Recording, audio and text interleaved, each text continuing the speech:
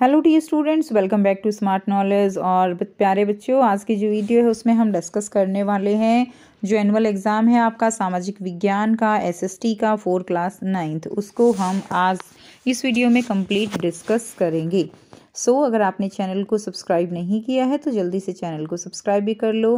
और जो इंग्लिश का पेपर है आपका, साइंस का पेपर है, ठीक है, हिंदी का पेपर है, वो कंप्लीट सॉल्यूशन के साथ अपलोड किया जा चुका है, तो आप चैनल पर विजिट कर सकते हो। अभी रिसेंट की वीडियोस में ही आपको ये सारी वीडियोस मिल जाएंगी।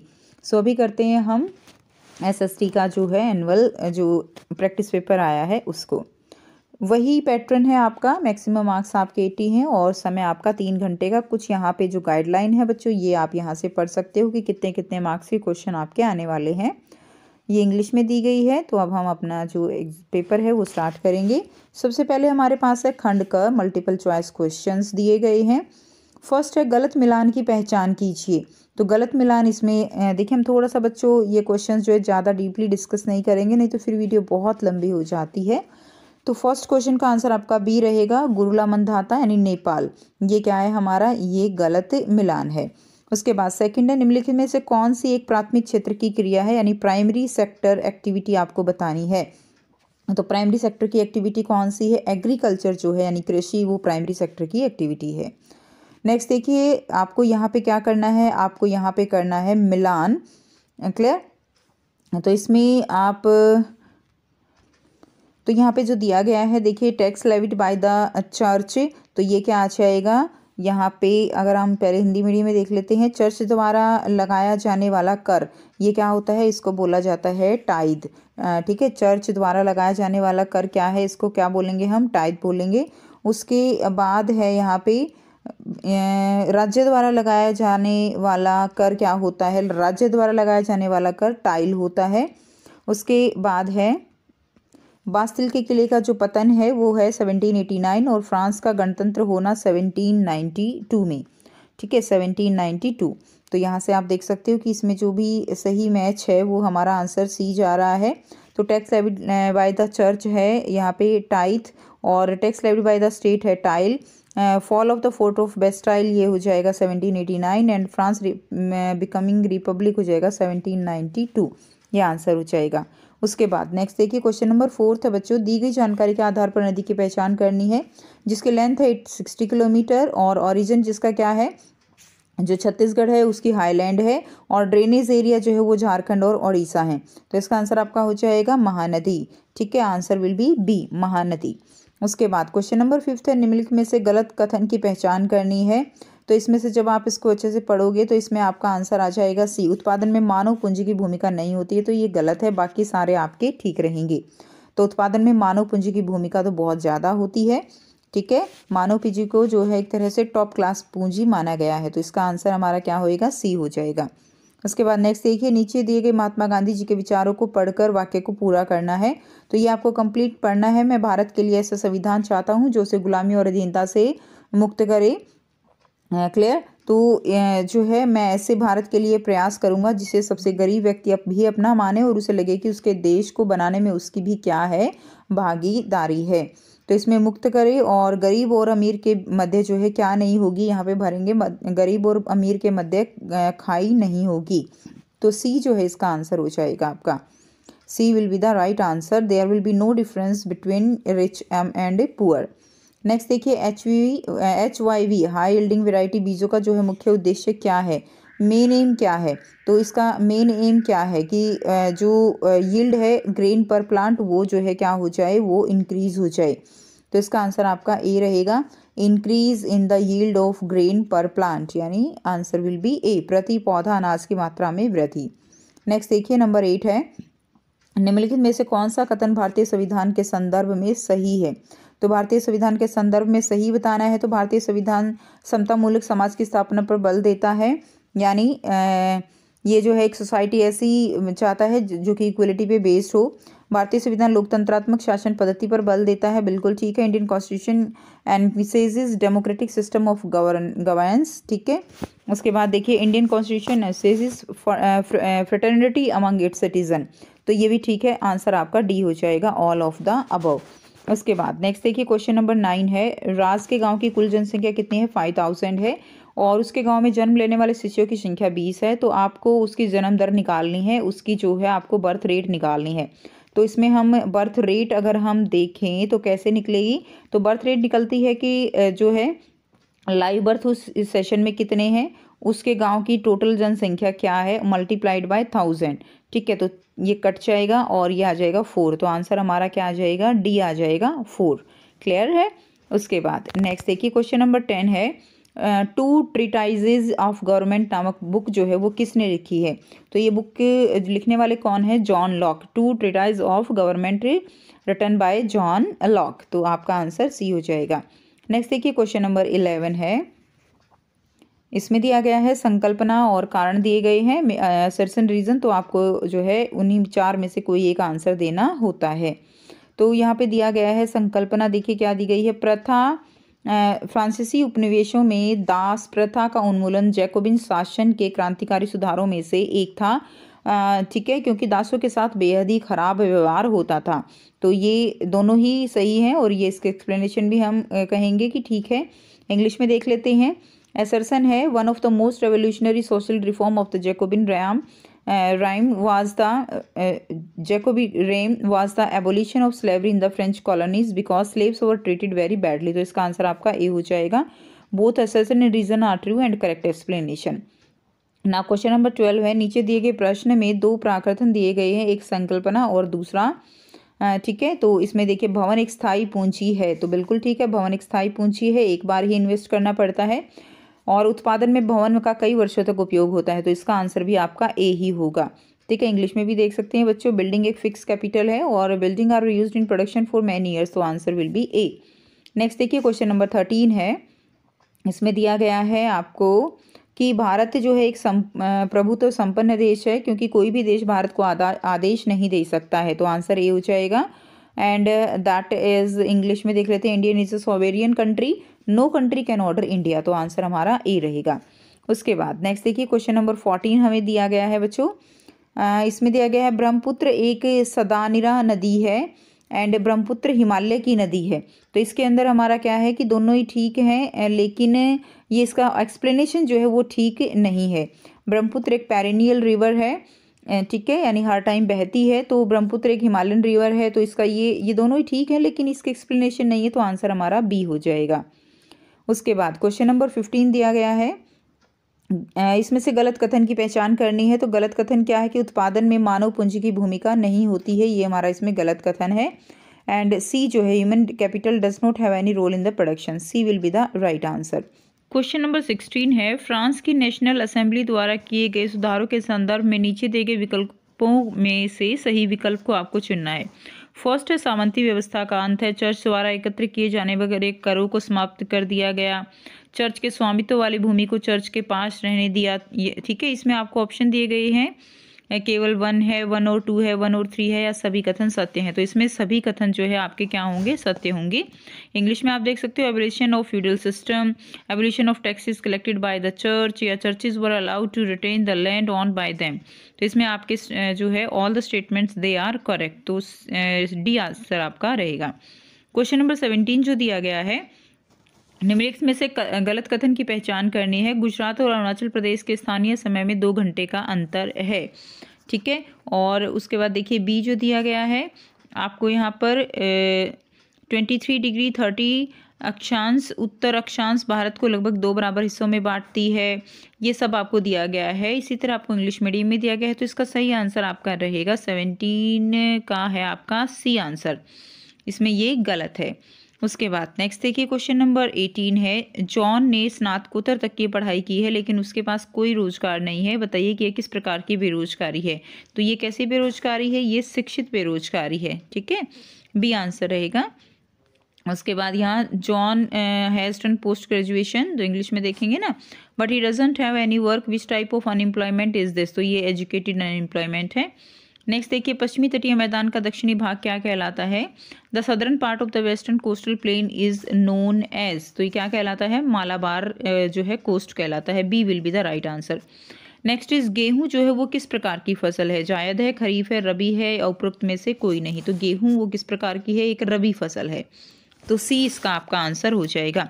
उसके बाद खंड ख देखेंगे, वेरी शॉर्ट आंसर क्वेश्चन दिए गए हैं आपको, ये 2-2 नंबर के क्वेश्चन है। तो 21st क्वेश्चन है, वनों का हमारे जीवन में कोई 2 महत्व लिखिए। Right any 2 importance of the forest in our life. Right any 2 importance लिखनी है। साथ में दूसरा क्वेश्चन दिया गया है और में 1878 के वन कानून के कोई 2 महत्व आपको लिखने हैं। Write any 2 importance of forest act of 1878। तो यहाँ से आंसर करेंगे, they purify the air we breathe, जो भी हम सांस लेते हैं उस हवा को शुद्ध करते हैं। Filter the water we drink, जो पानी हम पीते हैं उसको फिल्टर करते हैं। Prevent erosion and act as an important buffer against climate change, और जलवायु परिवर्तन के खिलाफ जो है एक बफर के रूप में कार्य करते हैं। इसके और में जो क्वेश्चन दिया गया है, any 2 importance of forest act of 1878। The forest act of 1878 divided forest into reserve and protected forest. तो जो ये एक्ट था इसने फॉरेस्ट को 2 पार्ट्स में डिवाइड किया। एक तो जो है संरक्षित वन थे, एक आरक्षित वन थे। आरक्षित वन कौन से होते हैं, reserve forest were those forest in which no one could enter, जिनके अंदर कोई भी प्रवेश नहीं कर सकता है। एंड प्रोटेक्टेड फॉरेस्ट होते हैं जिस that can be used by people for collection of fuel, food, minor forest produce. ठीक है, तो जिसका उपयोग जो है ईंधन की लकड़ी और जो लघु उद्योग होते हैं उनको जो उनके लिए यूज़ उनको किया जा सकता है। तो ये 2 इंपॉर्टेंस थी फॉरेस्ट एक्ट की। नेक्स्ट देखिए, नेक्स्ट क्वेश्चन नंबर 22 है, भारत में निर्धनता रेखा का निर्धारण किस प्रकार किया जाता है। How is poverty line determined in India. So, in India, the poverty line is estimated by multiplying the prices of physical quantities like food, clothing, footwear, fuel, light, and education, etc. in rupees. The numbers involved in determining the poverty line vary for different years. तो भारत में जो गरीबी रेखा का अनुमान लगाया जाता है भौतिक मात्राओं जैसे भोजन, कपड़े, जूते, ईंधन, प्रकाश, शिक्षा आदि की कीमतों के रूप में गुणा करके लगाया जाता है। गरीबी रेखा के निर्धारण में शामिल संख्याएं अलग अलग वर्षों के लिए क्या होती हैं, अलग अलग होती हैं। अगला जो क्वेश्चन है, आदर्श आचार संहिता से आप क्या समझते हैं। What do you understand by model code of conduct. Very important question. So model code of conduct क्या है। The model code of conduct is a set of guideline issued by the election commission of India for the conduct of political parties and candidate during elections, mainly with respect to speeches, polling day, polling booth, portfolio, election manifesto, procession and general conduct. तो आदर्श आचार संहिता मुख्य रूप से जो भाषण है, मतदान के संबंध में जो भी चुनाव के दौरान राजनीतिक और दल और उम्मीदवारों के आचरण के लिए भारत के चुनाव आयोग द्वारा जारी दिशा निर्देश उनका क्या है, एक समूह है। मुख्य रूप से भाषण मतदान के दिन, मतदान केंद्र, विभाग, चुनाव घोषणा पत्र, जुलूस, चुनाव के संबंध के चुनाव के दौरान राजनीतिक दलों और उनके उम्मीदवारों का संचालन के लिए भारत आयोग जो है वो काम करता है। नेक्स्ट देखिए, नेक्स्ट क्वेश्चन है, define the minimum support price, यानी जो न्यूनतम समर्थन मूल्य है एमएसपी, उसको आपको क्या करना है, डिफाइन करना है कि एमएसपी क्या होती है। सो एमएसपी यानी minimum support price, it is the minimum price set by the government for certain agriculture product. तो जो मिनिमम प्राइस होती है सरकार द्वारा निर्धारित एक न्यूनतम मूल्य होता है। The farmers are paid a pre announce price for their crop, तो किसानों को उनकी फसल के लिए पूर्व घोषित कीमत का भुगतान जो है वो किया जाता है। And the MSP is declared by the government every year before the sowing season to provide incentive to the farmer for raising the production of these crops। और इन फसलों के उत्पादन को बढ़ाने के लिए किसानों को प्रोत्साहन प्रदान करने के लिए हर साल बुआई के मौसम से पहले सरकार द्वारा जो है वो क्या किया जाता है, MSP घोषित किया जाता है। नेक्स्ट देखिए, क्वेश्चन नंबर 25 है, ये है सेक्शन सी है आपका, और इसमें आपके जो है question short answer type question रहेंगे। 3 मार्क्स के ये क्वेश्चन है। Why did colonial government want to convert specialized land into agriculture land? कि जो चरवाह भूमि है उसको कृषि भूमि में क्यों परिवर्तित करना चाहती थी जो औपनिवेशिक सरकारें थी। दूसरा इसमें और दिया गया है, how was the life of pastoralists affected by the passing of forest laws. वन कानूनों ने जो घुमंतु चरवाहे थे उनके जीवन को कैसे प्रभावित किया है। तो ये दोनों ही क्वेश्चन हम करेंगे। First, the colonial state wanted to transform all grazing land into cultivated land. तो जो भी कॉलोनियल स्टेट थे वो जो है ग्रेजिंग लैंड को कल्टिवेटेड लैंड में बदलना चाहते थे। Land revenue was one of the main source of its finance. Land revenue एक मेन सोर्स था फाइनेंस का। By expanding cultivation it could increase its revenue collection. It could be the same time produce more jute, cotton, wheat, other agriculture produce that were required in England. तो England में जो भी चीज़ें requirement में थी उनकी ज़्यादा से ज़्यादा पैदावार हो, ऐसा जो है सरकार वो चाहती थी। And it was seen as waste land, उसको केवल एक वेस्ट लैंड की तरह देखा गया था। That needed to be brought under cultivation, जिसको जो है एक खेती के तहत लाने की क्या थी, ज़रूरत थी। ठीक है, तो ये इसका आंसर हो जाएगा। नेक्स्ट इसका और में है कि जो पेस्ट्रोलिस्ट थे उनकी लाइफ जो है वो किस तरह से अफेक्टेड हुई for the by the passing of forest laws. So due to the forest protection act they could no longer depend on the forest for the daily needs. तो अपनी डेली नीड्स के लिए वो फॉरेस्ट पे depend नहीं रहे। They could no longer get the grazing land for their survival. Survival के लिए उनके पास से जो ग्रेजिंग लैंड थी वो एक तरह से छीन ली गई। As a result the cattle population decrease, cattle की जो पॉपुलेशन थी वो कम हो गई। Since they were highly dependent upon their cattle for livelihood they suffered a lot. और वो जो किसान थे या जो घुमंतु थे वो पूरी तरह से किसके ऊपर डिपेंड थे, अपने मवेशी जो पशु थे उनके ऊपर निर्भर करते थे, इसीलिए उनको बहुत कष्ट जो है यहाँ पर उठाना पड़ा।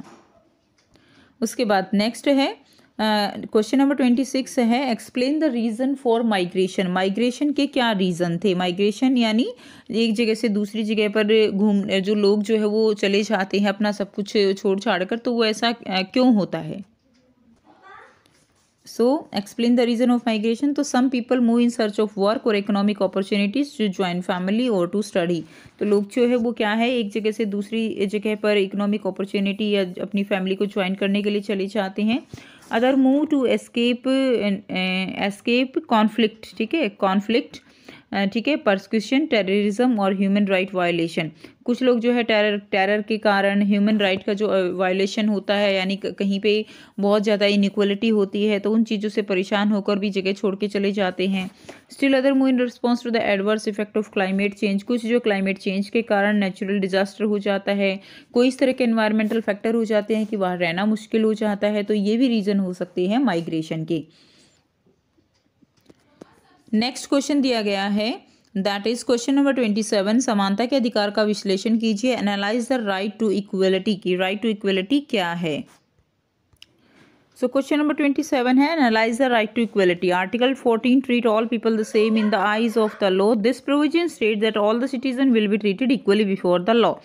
ठीक है, तो ये प्रोविजन क्या कहता है कि जो भी सिटीजन्स हैं वो सब इक्वली जो है ट्रीट किए जाएंगे before the law. The law of the country protect everybody equal under the same circumstances the law will treat people in the same manner। कि सभी के लिए जो है जो भी लॉ होगा सभी सिटीजन्स के लिए इक्वल रहेगा। That is the law of right to equality. ठीक है, हिंदी में देखेंगे अनुच्छेद 14 कानून की नज़र में सभी लोगों के साथ समान व्यवहार करता है। इस प्रावधान में कहा गया है कि कानून के समक्ष सभी नागरिकों के साथ समान व्यवहार किया जाएगा। देश का कानून सबकी समान रूप से रक्षा करता है। समान परिस्थितियों में कानून लोगों के साथ समान व्यवहार करेगा। नेक्स्ट क्वेश्चन दिया गया है क्वेश्चन नंबर 28। खाद्य सुरक्षा किसी भी देश के लिए क्यों आवश्यक है। Why is food security is necessary for any country. Answer करेंगे food security is needed because the poor section of society is more insecure as compare to the person above the poverty line. When the country faces national disaster and calamities like earthquake, drought, food failure of crops etcetera. ठीक है, जो देश का कानून जो है वो सबकी समान रूप से रक्षा करता है। और फूड सिक्योरिटी क्यों ज़रूरी हो जाती है कि समान परिस्थितियों में कानून जो है वो समान व्यवहार करेगा। खाद्य सुरक्षा की आवश्यकता इसलिए कि जब देश में कोई भी राष्ट्रीय आपदा आती है, भूकंप आता है, तो क्या होता है कि जो गरीबी रेखा से व्यक्ति ऊपर हैं वो तो सुरक्षित हैं, उनकी तुलना में जो समाज का गरीब वर्ग है वो क्या है, वो अधिक असुरक्षित महसूस करता है। तो उनके लिए जो फूड सिक्योरिटी है वो ज़रूरी हो जाती है। Next question question number 29 is why do you think that Indian judiciary is independent, give reason. आपके विचार में भारतीय न्यायपालिका जो है वो स्वतंत्र क्यों है, कारण बताइए। सो an independent judiciary ensure a justice system that is not controlled by the other arm of the government or any political authority। तो independent judiciary system जो है एक सिस्टम है जिसमें कि वो क्या है, स्वतंत्र है और उसकी कॉन्स्टिट्यूशन के प्रति कोई जवाबदेही रखते हुए उसको अपने सारे काम करने पड़ते हैं। कोई उसका ऊपर किसी के का कंट्रोल नहीं होता है, ठीक है। While accountability to the constitution such independence also ensure that there is no misuse of power by any section of the government. और गवर्नमेंट का कोई भी सेक्शन जो हमारा कॉन्स्टिट्यूशन है उसको उसकी अवहेलना नहीं कर सकता है, उसके जो भी नॉर्म्स एंड कंडीशंस है उनको फॉलो करते हुए सारी जो भी कंडीशंस है उनको पूरा करना होता है, ठीक है। तो इसीलिए इंडियन जुडिशरी वो क्या है, इंडिपेंडेंट है। नाउ सेक्शन डी हम करेंगे, लॉन्ग आंसर टाइप क्वेश्चन हम करेंगे। That is question number 30 is describe the powers of president of India and describe the power of prime minister of India, ठीक है। जो प्रेसिडेंट की पावर है, the primary duty of the president is to preserve, protect and defend the constitution and the law of India पर article 60, ठीक है। The president की जो पावर है वो क्या है, अनुच्छेद 60 के अनुसार संविधान और भारत के कानून का संरक्षण है, सुरक्षा और बचाव करना है। The president appoint the chief justice of India and other जजेस on the advice of the chief justice. तो जो प्रेसिडेंट है वो क्या करते हैं, चीफ जस्टिस जो मुख्य न्यायाधीश अन्य न्यायाधीशों की नियुक्ति करते हैं। द प्रेसिडेंट मे डिसमिस अ जज with the 2/3 vote of the 2 houses of the parliament. राष्ट्रपति संसद के दोनों सदनों को 2/3 मत से किसी भी न्यायाधीश को क्या कर सकते हैं, वो बर्खास्त कर सकते हैं, ठीक है। नेक्स्ट क्वेश्चन देखते हैं, describe the power of prime minister of India.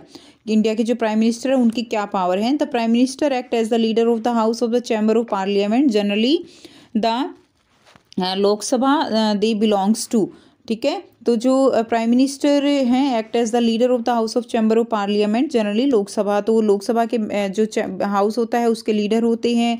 And in this rule the prime minister is task with representing the executive in the legislature, announce important legislation. जो भी इंपॉर्टेंट विधायक होते हैं उन सबको अनाउंस करना, उनको एग्जीक्यूट करवाना, वो सब प्राइम मिनिस्टर का काम होता है। And is further expected to respond of the to the opposition concern. और जो भी अपोजिशन की डिमांड होती है, किसी भी क्वेश्चन के बारे में क्वेरी होती है, उस चीज़ को क्लियर करना भी प्राइम मिनिस्टर का ही काम होता है। तो बच्चों इसको हिंदी में लिखना मैं थोड़ा भूल गई, ठीक है। तो आप जैसे मैंने अभी हिंदी में एक्सप्लेन किया तो उसी तरह से आप इसको लिख सकते हो। नेक्स्ट देखिए, नेक्स्ट क्वेश्चन है question number 31, discuss the global poverty scenario. वैश्विक निर्धनता परिदृश्य पर आपको चर्चा करनी है कि ग्लोबल पॉवर्टी सिनेरियो क्या है, इसका अथवा भी देख लेते हैं। भारत में निर्धनता के अंतर्राज्यीय असमानता पर चर्चा कीजिए। Discuss the interstate disparities in India, ठीक है। तो it is the broader concept of poverty as include non availability of other necessities of like education, shelter, health care, job etcetera along with food. तो यह जो गरीबी की एक व्यापक अवधारणा है, क्योंकि इसमें क्या है, भोजन के साथ साथ जीवन की अन्य आवश्यकताएं जैसे कि क्या हो सकता है, शिक्षा है, बेसिक नीड, शेल्टर है, हमारे जो हेल्थ है, जॉब है, तो इन सब की अवेलेबिलिटी भी इसके अंडर आती है। If a person is not capable of providing education to their children and can not provide basic health facilities then it is considered as human poverty. अगर कोई भी व्यक्ति अपने बच्चों को अच्छी शिक्षा नहीं दे पाता है, बुनियादी स्वास्थ्य सुविधाएं नहीं दे पाता है, ठीक है, तो उसको क्या कहा जाता है, उसको मानव जो है गरीबी रेखा के नीचे उसको माना जाता है। नेक्स्ट देखिए, discuss the interstate disparities in India. तो it is the proportion of poor people in different state of the country and varies from state to state. तो ये एक विभिन्न जो राज्य हैं उनमें गरीब लोगों का अनुपात है, और ये जो अनुपात है ये एक राज्य से दूसरे राज्य में अलग अलग होता है, यानी हर एक राज्य की अपनी कंडीशंस हैं, तो उसी के अकॉर्डिंग वहाँ की पॉवर्टी लाइन वो डिसाइड की जाती है, ठीक है। The 2 poorest state of India are Bihar and Odisha. तो जो सबसे पुअरेस्ट स्टेट है इंडिया के वो क्या क्या है, वो बिहार है, उड़ीसा है। In Kerala and Jammu Kashmir the poverty ratio has decline. Kerala और जम्मू कश्मीर में जो पॉवर्टी लाइन है वो क्या की गई है, वो डिक्लाइन की गई है, नीचे की गई है। नेक्स्ट देखिए, नेक्स्ट क्वेश्चन है क्वेश्चन नंबर 32 है, उष्ण कटिबंधीय वर्षा वनों पर संक्षिप्त टिप्पणी लिखनी है, या और में दिया गया है कटीले वन और झाड़ियों पर संक्षिप्त टिप्पणी लिखनी है। तो right a brief note on tropical evergreen forest and right a brief note on thorn forest and bushes, ठीक है। तो हम दोनों ही क्वेश्चन एक साथ करेंगे। So tropical evergreen forest are dense multi layered and harbour many type of plant and animals. तो बहुत सारे वहाँ पे मल्टी लेयर डेंस जो है पेड़ होते हैं एंड बहुत सारी तरह के होते हैं। These forest are found in the area receiving heavy rainfall. तो जहाँ पे हैवी रेनफॉल होता है that is more than 200 centimetre. तो जो है वो ऐसे जो एरिया है उनमें ये डेंस फॉरेस्ट होते हैं। They are very dense, even the sunlight does not reach the ground. ये इतने घने होते हैं कि जो सनलाइट है वो भी, सूरज की रोशनी वो भी ज़मीन पर नहीं पहुंच पाती है। Write a brief note on thorn forest and bushes. तो थॉर्न फॉरेस्ट और बुशेस के बारे में हमें लिखना है। The thorn forest and scrub are found in region with less than 70 centimetre of rainfall. तो जो थॉर्न फॉरेस्ट हैं, स्क्रब्स हैं, तो ये कहाँ पर होते हैं? जहाँ पर 70 सेंटीमीटर से भी कम रेनफॉल होती है। The main plant species found in this forest are acacia, cacti, euphorbia and palm. तो ये सारी कैटेगरी के प्लांट्स इसके अंदर आते हैं। Trees are scattered and have long roots penetrating deep into the soil in order to get moisture. तो वो क्या है कि इनकी जो रूट्स हैं वो लंबी होती हैं ताकि नीचे से क्या आ सके, उनको मॉइस्चर एब्जॉर्ब हो सके। The stem are succulent to conserve water. जो स्टेम है वो थोड़ी मोटी होती है उनके अंदर, ताकि जो वाटर है वो कंजर्व रहे, ट्रांसपिरेशन ना हो, तो वो चीज़ इसके अंदर आ जाती है। Now let's move to the question number 33। Karl Marx के प्रमुख विचारों की व्याख्या कीजिए और रूस में स्टालिन के सामूहिकीकरण कार्यक्रम कैसे लागू किया गया था। तो explain the main ideas of Karl Marx and how was the Stalin collectivisation programme implemented in Russia. ये आपको बताना है, ठीक है। सो मेन आइडियाज थे कार्ल मार्क्स के। तो Karl Marx argue that industrial society was capitalist, कि जो इंडस्ट्रियल औद्योगिक समाज है वो कैसा था? पूंजीवाद था। Capitalist on the capital invested in factories and profit of capitalist were produced by worker. पूंजीपतियों के पास कारखानों में निवेश की गई पूंजी थी और पूंजीपतियों का लाभ श्रमिकों द्वारा उत्पादित किया जाता था, यानी जो भी वर्कर थे वो उनके लिए काम करते थे। The condition of worker could not improve as long as this profit was accumulated by private capitalist। कि जो भी ये लाभ था जो निजी पूंजीपतियों द्वारा संचित किया जाता था, और उनके लिए वो सारा लाभ रख लेते थे, लेकिन जो श्रमिक होते थे ना, वर्कर होते थे, उनको उसका 1%, मतलब 1% सेंस कि उनको उसका लाभ नहीं मिलता था, बेशक कितना ही उत्पादन बढ़ जाए। तो इसके खिलाफ जो है कार्ल मार्क्स उन्होंने अपनी आइडियाज़ दिए थे। Next is how was Stalin collectivisation programme implemented in Russia. Russia में जो स्टालिन का कलेक्टिवाइजेशन प्रोग्राम था उसको कैसे इम्प्लीमेंट किया गया? स्टालिन का सामूहिकीकरण कार्यक्रम। तो आंसर रहेगा Stalin collectivisation programme. Peasant were force to cultivate in collective farms. Peasant को जो है यानी ये कलेक्टिव फार्म्स जो है उनके अंदर काम करने के लिए फोर्स किया गया। The bulk of land and implements were transfer to the ownership of the collective farm. और अधिकांश जो भूमि थी, औजार थे, वो सामूहिक खेतों के जो स्वामी थे उनको स्थानांतरित कर दिया गया। Peasant work on the land and the kolkhoz profit was shared. Peasant जो है वो लैंड पर काम करते थे और कोलखोज जो है उनको लाभ क्या किया जाता था? साझा किया जाता था। तो ये आपका आंसर हो जाएगा और काफ़ी इंपॉर्टेंट क्वेश्चन है ये सामूहिकीकरण कार्यक्रम। उसके बाद नेक्स्ट देखिए सेक्शन ई दिया गया है, केस बेस्ड क्वेश्चन है, ठीक है। क्वेश्चन नंबर 34 है। तो इसमें ये अनुच्छेद दिया गया है। तो जिस तरह संविधान सभा ने काम किया, तो पहले बच्चों हिंदी में कर लेते हैं, इंग्लिश में भी आप जो है इसको पढ़ के और इसके आंसर कर सकते हो। जिस तरह संविधान सभा ने यह काम किया कि संविधान को पवित्रता और वैधता देता है। संविधान सभा का काम काफ़ी व्यवस्थित, खुला, सर्वसम्मति वाला था, ठीक है। और कुछ बुनियादी सिद्धांत तय किए गए। और इसके प्रारूप कमेटी के अध्यक्ष कौन थे? डॉक्टर भीमराव अंबेडकर। और 1000 से ज़्यादा संशोधन पर विचार हुआ। 3 वर्षों में कुल 114 दिन गंभीर जो है क्या हुई? चर्चा हुई। उसके बाद इन्हें कॉन्स्टिट्यूएंट असेंबली डिबेट नाम से 12 मोटे खंडों में प्रकाशित किया गया, कॉन्स्टिट्यूएंट असेंबली डिबेट्स के नाम पे, ठीक है, कॉन्स्टिट्यूएंट असेंबली डिबेट। और जो है संविधान की व्याख्या के लिए इस तरह की बहस का दस्तावेजों का उपयोग किया जाता था। तो अब देखिए संविधान सभा में हुई चर्चा और प्रस्ताव को किस नाम से प्रकाशित किया गया? तो कॉन्स्टिट्यूएंट असेंबली डिबेट के नाम से प्रकाशित किया गया। प्रारूप के अध्यक्ष कौन थे? डॉक्टर भीमराव अंबेडकर जो है प्रारूप के अध्यक्ष थे। संविधान की व्याख्या के लिए किस दस्तावेज का उपयोग किया जाता है और क्यों? ठीक है,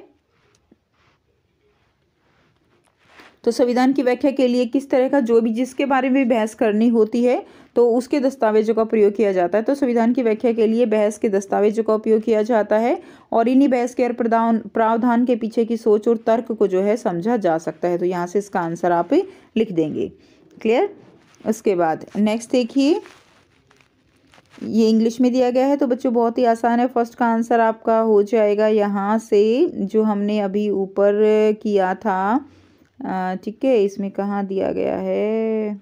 ये रहा। फर्स्ट का आंसर आप हो जाएगा कॉन्स्टिट्यूएंट असेंबली डिबेट, ये फर्स्ट का आंसर हो जाएगा। और इसके जो है ये फ्रेम जो किया गया था, ड्राफ्टिंग कमेटी जो है वो कौन थे? डॉक्टर भीमराव अंबेडकर। और थर्ड का आंसर आपका यहीं से हो जाएगा, these are use to interpret the meaning behind every provision of the constitution, these are use to interpret the meaning of constitution. तो ये आपका थर्ड वन हो जाएगा। क्लियर। उसके बाद नेक्स्ट देखिए, अनुच्छेद को पढ़कर पूछे गए प्रश्नों के उत्तर। तो ये भी आपके इसी तरह का अनुच्छेद दिया गया है। जैकोबिन क्लब के सदस्य समाज के कम समृद्ध हिस्से में आते हैं। इनमें छोटे दुकानदार, कारीगर जैसे जूता बनाने वाले, पेस्ट्री, घड़ी साज, ये सब हैं। उनका नेता कौन था? Maximilian Robespierre. तो जैकोबिन क्लब का नेता कौन था? पहले का आंसर यही हो जाएगा बच्चों, ये है मैक्सिमिलियन रॉबेस्पियर, ये हैं जैकोबिन क्लब के नेता। उसके बाद है जैकोबिन क्लब की लाल टोपी किसका प्रतीक थी? तो इसी में दिया गया है कि ऐसा उन्होंने समाज के फैशन प्रस्त वर्ग, खास तौर पर घुटने तक पहने जाने वाले और ब्रीचेज पहनने वाले कुलीनों को खुद से अलग करने के लिए किया गया था। ठीक है, इसीलिए जैकोबिन की सोकुलात के नाम से जाना गया, जिसका शाब्दिक अर्थ है बिना घुटने वाले। सोकुलात पुरुष लाल रंग की टोपी भी पहनते थे, जो कि किसका प्रतीक थी? स्वतंत्रता का प्रतीक थी। तो लाल टोपी किसका प्रतीक थी? लाल टोपी जो है वो स्वतंत्रता का प्रतीक थी। फ्रांसीसी समाज में जैकोबिन क्लब का महत्व बताइए। तो उनका महत्व जो है वो क्या था, वो आपको यहाँ पर लिखना है। तो फ्रांसीसी समाज में जैकोबिन क्लब का महत्व यही हो जाएगा कि जो है इस क्लब के सदस्य जो है ये कम समृद्ध हिस्से से आते थे, दुकानदार, कारीगर, ये सब थे, और उन्हीं को स्वतंत्रता दिलाने का काम, उनको उनका हक दिलाने का काम जो है वो जैकोबिन क्लब का एक क्या था, उनका मुख्य उद्देश्य था। तो इस तरह से बच्चों आप इसको लिख देंगे। तो यही हो जाएगा, who is the leader of Jacobin club. ठीक है, तो रॉबेस्पियर जो है वो कौन हो जाएंगे? जैकोबिन रॉबेस्पियर वो इसके क्या हो जाएंगे? लीडर हो जाएंगे। There leader was Maximilian Robespierre. What did red cap Jacobian symbolise? तो वो क्या था? It symbolise liberty. Mention the importance, तो इम्पोर्टेंस यही हो जाएगी, लेस्पोरस प्रेस सेक्शन ये सब लोग आते थे। And the aim of the Jacobin club is to provide the liberty to these peoples who were on low who were you can say belong to the lower section। ठीक है, इस तरह से आप इसको लिख सकते हो। नेक्स्ट देखिए, अब यहाँ से सेकंड आपको जो दिया गया है अनुच्छेद, इसके आंसर हम करेंगे। तो इसमें देखिए, पश्चिम से पूर्व तक हिमालय का वर्गीकरण किस आधार पर किया गया है? तो क्षेत्रों के आधार पर। ये पहले का आंसर हो जाएगा। सेकंड है, पंजाब हिमालय किन दो नदियों के बीच स्थित है? तो पंजाब हिमालय जो है सतलुज एवं सिंधु के बीच स्थित है, सतलुज एवं सिंधु।